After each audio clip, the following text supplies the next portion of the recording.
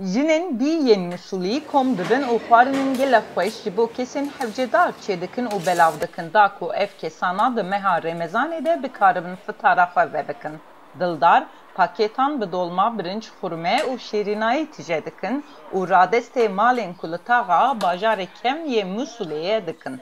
Buhaya pakêtek xwarinê bi 10,000 dînarên Iraqî dibêje û îmat jina ku rêbertiyê dike.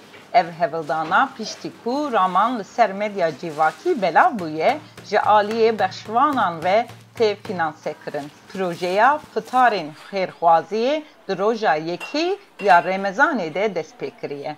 Navê projeyê fitarên Musuliyan e û ji aliyê rêxistinek xêrxwaziyê ve Teama Musulê, xwarina el yeqîn ve tê li darxistin.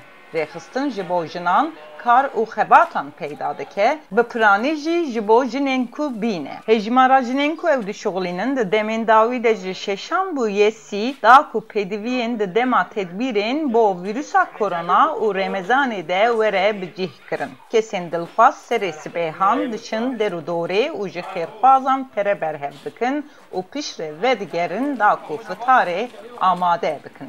Dilxwaz rojane çel pêncî pakêtan radest dikin bi piranî ji bo niştîcehên bajarê kevn yên ku li Rojavayê Mosulê. Mirovên li taxên xizan bi gelemperî rojiya xwe di fitarên civakî de dişkînin. Lê îsal ew nikarin vê bikin. Ji ber vê yekê li şûna ku dayîna fitarek li derve, ev hevildan fitarê tîne malên mirovan. Em dixwazin ku mirovan ji fitarên komkirî dûr bixînin. Ji ber ku krîza vîrusa korona bandorek mezin li ser rastiya civakî kiriye, dibêje yek dilxwaz.